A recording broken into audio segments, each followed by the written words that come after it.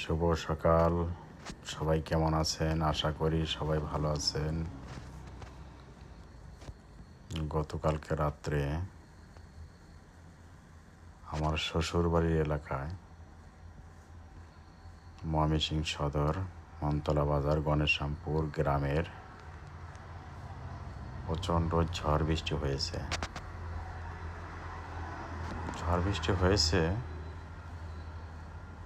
তবে একটা দিক দিয়ে খুবই সুন্দর হয়েছে, বাহিরে কোনো ধুলাবালি নেই, আকাশ পরিষ্কার,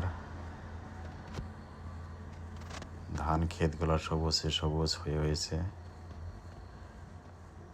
গাছগাছালিগুলো মরা পাতা নেই, একদম সবুজ হয়ে গেছে। এই জন্য আজকে সকালে বের হলাম একটু ভিডিও করার জন্য। ভিডিও করতে করতে ধান ক্ষেত, কলা বাগান এবং কি এখানে একটা ছোট গাং আছে, গাঙ্গের পাড়ে। তে হঠাৎ এই রাস্তা দিয়ে যেতে যেতে দেখি এইখানে একটা বাড়ি আছে।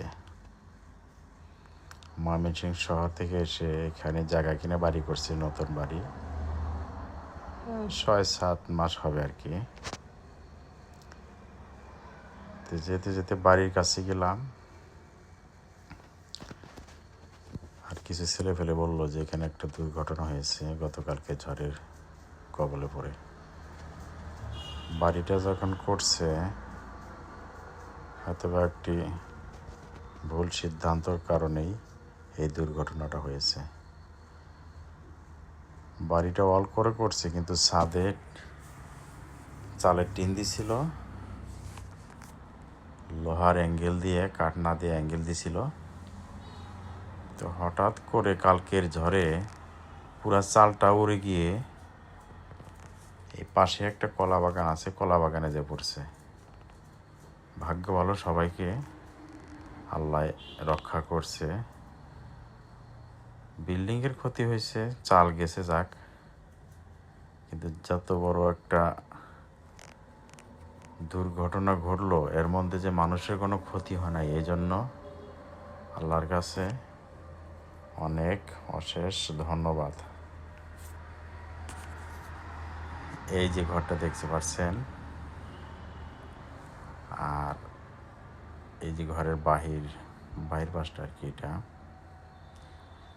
এই যে এখান দিয়ে এই ঘরে ঢোকার জায়গা।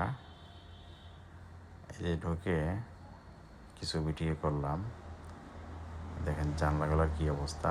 উপরে ছাদ নেই, উপরে চালটা উড়ে গিয়ে পাশের একটা জমিনে প্রায় 500 মিটার দূরে যে চালটা পড়ছে।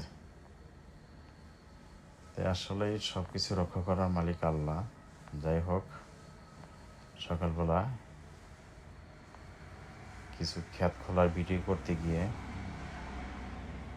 এটা চোখে পড়ে গেল, এই ভিডিওটা করলাম। আশা করি ভিডিও দেখার পরে সবাই সতর্ক থাকবেন। মাত্র তো শুরু, ঝড় বৃষ্টির দিন, চৈত্র মাসই পড়ে নেই, তাতে যে অবস্থা। তো যাই হোক, সবাই সতর্ক থাকবেন, ভালো থাকবেন, এটাই কামনা করি। যাক, আল্লাহ পাক সবাইকে রক্ষা করুক। দেখছেন বাড়ির কি অবস্থা। এখানে 3টি রুম ছিল, 3টা রুম একদম ফাঁকা। 3টা রুমে মিলে একটা চাল ছিল, চালটা তো একদম উড়ে গিয়ে পড়ছে। এই পাশে একটা কলা বাগান আছে আর কি। তো যাই হোক, আল্লাহ পাক সবাইকে রক্ষা করছে।